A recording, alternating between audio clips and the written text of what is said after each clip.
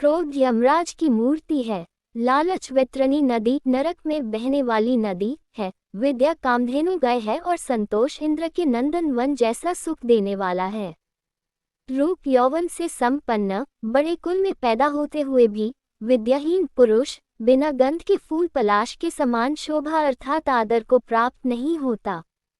बुढ़ापे में स्त्री का मर जाना, बंधु के हाथों में धन का चला जाना और दूसरे के आश्रय पर भोजन का प्राप्त होना, ये तीनों ही स्थितियां पुरुषों के लिए दुखदायी है। अन्नहीन यज्ञ राजा को, मंत्रहीन यज्ञ करने वाले ऋत्विजों को और दानहीन यज्ञ यजमान को जलाता है।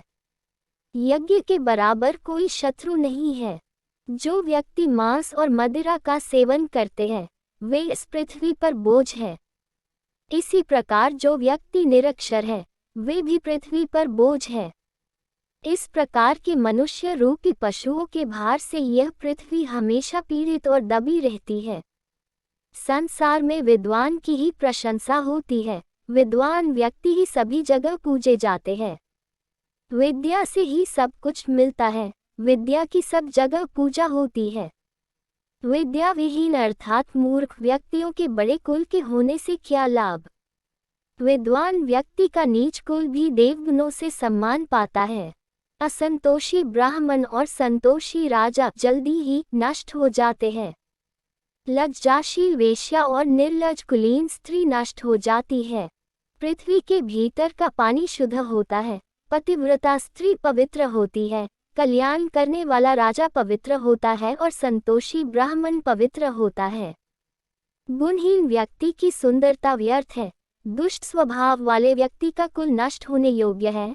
यदि लक्ष्य की सिद्धि न हो तो विद्या व्यर्थ है। जिस धन का सदुपयोग न हो वह धन व्यर्थ है। गुण से रूप की शोभा होती है। शील से कुल की शोभा होती है। सिद्धि से विद्या की शोभा होती है और भोग से धन की शोभा होती है। शांति के बराबर दूसरा तप नहीं है। संतोष से बढ़कर कोई सुख नहीं है। लालच से बड़ा कोई रोग नहीं है और दया से बड़ा कोई धर्म नहीं है। लकड़ी, पत्थर और धातु सोना, चांदी, तांबा, पीतल आदि की बनी देव मूर्ति में देव भावना अर्थात देवता को साक्षात रूप से विद्यमान समझकर ही श्रद्धा सहित उसकी पूजा अर्चना करनी चाहिए। जो मनुष्य जिस भाव से मूर्ति का पूजन करता है श्री विष्णु नारायण की कृपा से उसे वैसी ही सिद्धि प्राप्त होती है। यज्ञ न करने वाले का वेद पढ़ना व्यर्थ है।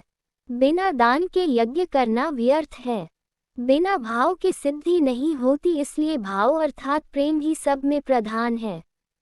बिना क्रिया के ज्ञान व्यर्थ है। ज्ञानहीन मनुष्य मृतक के समान है। सेनापति के बिना सेना नष्ट हो जाती है और पति के बिना स्त्रियां पतित हो जाती है, अर्थात पति के बिना उनका जीवन व्यर्थ है। अपच होने पर पानी दवा है, पचने पर बल देने वाला है। भोजन के समय थोड़ा थोड़ा जल अमृत के समान है और भोजन के अंत में जहर के समान फल देता है। शरीर में तेल लगाने पर, चिता का धुआं लगने पर, स्त्री संभोग करने पर, बाल कटवाने पर मनुष्य तब तक चांडाल अर्थात अशुद्ध ही रहता है जब तक वह स्नान नहीं कर लेता। तत्वदर्शी मुनियों ने कहा है कि हजारों चांडालों के बराबर एक यवन मलेच्छ होता है। यवन से बढ़कर कोई नीच नहीं है। हे बुद्धिमान पुरुष, धन गुणवानों को दे, अन्य को नहीं।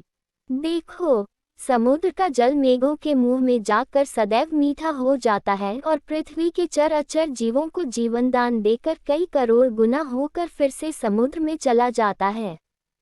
जैसे दीपक का प्रकाश अंधकार को खा जाता है और कालिक को पैदा करता है, उसी तरह मनुष्य सदैव जैसा अन्न खाता है वैसी ही उसकी संतान होती है।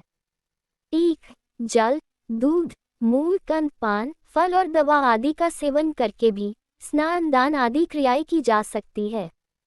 निकृष्ट लोग धन की कामना करते हैं, मध्यम लोग धन और यश दोनों चाहते हैं और उत्तम लोग केवल यश ही चाहते हैं, क्योंकि मान सम्मान सभी प्रकार के धनों में श्रेष्ठ है। आपको हमारी वीडियो अच्छी लगी हो तो वीडियो को लाइक करें और चैनल को सब्सक्राइब करें। धन्यवाद।